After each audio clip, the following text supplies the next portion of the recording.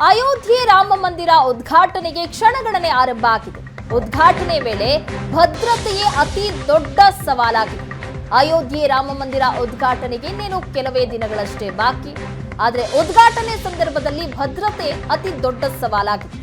ಭದ್ರತೆಗೆ ಬಳಸಿಕೊಳ್ಳಲಾಗ್ತಾ ಇದೆ ಕನ್ನಡಿಗನ ಟೆಲಿಸ್ಕೋಪ್. ಉಡುಪಿಯ ಮನೋಹರ್ ಸಂಶೋಧನೆಯ ಟೆಲಿಸ್ಕೋಪ್ ಇದು. ಕಡಿಮೆ ದರ ಹಾಗೂ ಸರಳ ತಂತ್ರಜ್ಞಾನದ ಟೆಲಿಸ್ಕೋಪ್ ಅನ್ನ ಬಳಸಿಕೊಳ್ಳಲಾಗ್ತಾ ಇದೆ.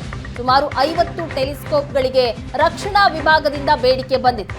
ಈ ಹಿಂದೆಯೂ ರಕ್ಷಣಾ ವಿಭಾಗಕ್ಕೆ ಬೈನಾಕ್ಯುಲರ್ ಅನ್ನ ಸರಬರಾಜು ಮಾಡಿದ್ರು ಮನೋಹರ್ ಅವರು. ಹಲವು ವಿಶೇಷತೆಗಳನ್ನ ಒಳಗೊಂಡಿರುವಂತಹ ಟೆಲಿಸ್ಕೋಪ್ ಅನ್ನ ಈ ಬಾರಿ ಸರಬರಾಜು ಮಾಡ್ತಾ ಇದ್ದಾರೆ. ಮಣಿಪಾಲದ ಎಂಐಟಿ ಕಾಲೇಜಿನಲ್ಲಿ ಮನೋಹರ್ ಲ್ಯಾಬ್ ಇನ್ಚಾರ್ಜ್ ಆಗಿ ಕೆಲಸ ಮಾಡ್ತಾ ಇದ್ದಾರೆ. ಕಡಿಮೆ ದರ ಹಾಗೂ ಸರಳ ತಂತ್ರಜ್ಞಾನದ ಟೆಲಿಸ್ಕೋಪ್ ಅನ್ನ ತಯಾರು ಮಾಡಿದ್ದಾರೆ. ಇಡೀ ದೇಶ ರಾಮ ಮಂದಿರ ಉದ್ಘಾಟನೆಯ ಸಂಭ್ರಮದಲ್ಲಿದೆ. ಅದರಲ್ಲೂ ಮುಖ್ಯವಾಗಿ ಕರಾವಳಿ ಜಿಲ್ಲೆ ಉಡುಪಿ ಬೇರೆ ಬೇರೆ ರೀತಿಯಲ್ಲಿ ಆ ರಾಮ ಮಂದಿರಕ್ಕೆ ಸಂಬಂಧಪಟ್ಟ ಅನೇಕ ಕನೆಕ್ಷನ್ಸ್ಗಳು ಮತ್ತೆ ಎಸ್ಟಾಬ್ಲಿಷ್ ಆಗ್ತಾ ಇದೆ. ಒಂದು ಕಾಲದಲ್ಲಿ ಪೇಜಾವರ ಶ್ರೀಗಳಿಂದ ಈ ಒಟ್ಟು ಹೋರಾಟಕ್ಕೆ ಚಾಲನೆ ದೊರಕಿತ್ತು ಅನ್ನೋದು ಒಂದು ಕನೆಕ್ಷನ್. ಆದರೆ ಇಲ್ಲಿಯ ಕಲ್ಲು ಕೂಡ ಒಂದು ಪರೀಕ್ಷಾರ್ಥವಾಗಿ ಹೋಗಿತ್ತು. ಈ ರೀತಿ ಬೇರೆ ಬೇರೆ ಕನೆಕ್ಷನ್ಸ್ ಇದೆ. ಅಲ್ಲಿ ಆಗುವಂಥ ಪೂಜೆ ಪುನಸ್ಕಾರಗಳಲ್ಲಿ ಭಾಗವಹಿಸುವ ತಂಡದಲ್ಲೂ ಕೂಡ ಸಾಕಷ್ಟು ಈ ಭಾಗದ ವೈದಿಕರಿದ್ದಾರೆ ಅನ್ನುವಂಥ ಒಂದು ಬೆಳವಣಿಗೆ, ಒಂದು ಚರ್ಚೆ ಕೂಡ ಇದೆ. ಇದೆಲ್ಲದರ ನಡುವೆ ಉಡುಪಿಯ ಒಬ್ಬರ ವಿಜ್ಞಾನಿ ನಡೆಸಿರುವಂಥ ಒಂದು ಸಂಶೋಧನೆ ಅಲ್ಲಿ ಸೆಕ್ಯೂರಿಟಿ ಪರ್ಪಸ್ಗೆ ಬಳಕೆ ಆಗ್ತಾ ಇದೆ ಅನ್ನುವಂಥದ್ದು. ಉಡುಪಿಯ ಮನೋಹರ್ ಅವರು ದುರ್ಬೀನ್ ಅಂದರೆ ದೂರದರ್ಶಕವನ್ನು ಬಹಳ ಅಡ್ವಾನ್ಸ್ಡ್ ಆದ ಮತ್ತು ಬಹಳ ಸರಳವಾದ ರೀತಿಯಲ್ಲಿ ಮಾಡಿ ಪ್ರಸಿದ್ಧಿಯನ್ನು ಪಡೆದವರು ಮತ್ತು ಪೇಟೆಂಟ್ ಕೂಡ ಪಡೆದವರು.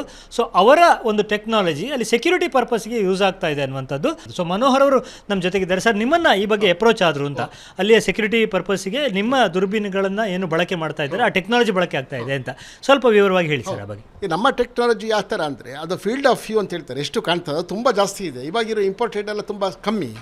ಮತ್ತು ಅದು ನೋಡಲಿಕ್ಕೆ ಕಣ್ಣು ಬರ್ತದೆ, ಲೆನ್ಸ್ ಚಿಕ್ಕದಿದೆ, ತಕ್ಷಣ ನೋಡಲಿಕ್ಕೆ ಆಗೋದಿಲ್ಲ ಅದು. ಹಾಗೆ ನಮ್ಮದು ಯೂಸ್ ಮಾಡ್ತಾ ಇದ್ದಾರೆ ಅಂತ ಕ್ಲಾರಿಟಿ ಜಾಸ್ತಿ ಇದೆ ನಮ್ಮದು. ದೂರ ಎಷ್ಟು ದೂರ ಪವರ್ ಬೇಕಾದ್ರೆ ಚೇಂಜ್ ಮಾಡ್ಬೋದು. ಲೆನ್ಸನ್ನ ಚೇಂಜ್ ಮಾಡಿದ್ರೆ ಫ್ರಂಟ್ ಲೆನ್ಸಿಗೆ ಪವರ್ ಚೇಂಜ್ ಮಾಡಲಿಕ್ಕೆ ಆಗ್ತದೆ. ಯಾವ ದುರ್ಬೀನಲ್ಲೂ ಆ ಥರ ಪವರ್ ಚೇಂಜ್ ಮಾಡಲಿಕ್ಕೆ ಆಗೋದಿಲ್ಲ.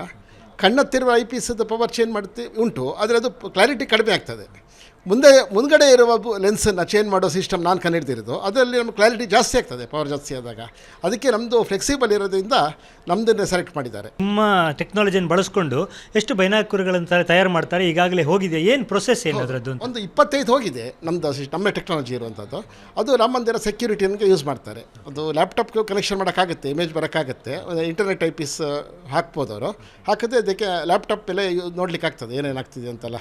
ಸೊ ಅಂಥ ಒಂದು ಪುಣ್ಯ ಕೆಲಸಕ್ಕೆ ನಿಮ್ಮದು ಬಳಕೆ ಆಗ್ತಾ ಇದೆ ಅಂತ ಎಷ್ಟು ಖುಷಿಯ ವಿಷಯ ಇದು ನಿಮಗೆ? ನಮಗೆ ತುಂಬ ಖುಷಿ. ಯಾಕಂದರೆ ನಾನು ಮಾಡಿದ್ದು ಟೆಕ್ನಾಲಜಿ ಅಲ್ಲಿ ಅವರು ರೆಕಗ್ನೈಸ್ ಮಾಡಿದಾರಂತ, ಅದು ಕಣ್ಣಲ್ಲಿ ನೋಡಿ ಅವರು ಡೆಮೋಲ್ ಪಾಸ್ ಮಾಡಿ ಅವರು ಎಕ್ಸೆಪ್ಟ್ ಮಾಡಿದ್ರೆ ನನಗೆ ತುಂಬ ಖುಷಿ ಆಗುತ್ತೆ. ನನಗೆ ಅದು ನೋಡಿ ಮಾಡಿರೋದ್ರಿಂದ, ಅಪ್ರೂವ್ ಮಾಡೋದ್ರಿಂದ ನನಗೆ ತುಂಬ ಹೆಮ್ಮೆ ಇದೆ. ನನ್ನ ಟೆಕ್ನಾಲಜಿ ನಿಜವಾಗ್ಲೂ ಅವರಿಗೆ ಇಂಪ್ರೆಸ್ ಆಗಿದೆ, ಅವ್ರು ತುಂಬ ಇಂಟ್ರೆಸ್ಟ್ ಆಗಿದೆ ಅವರ ಸೆಕ್ಯೂರಿಟಿಗೆ.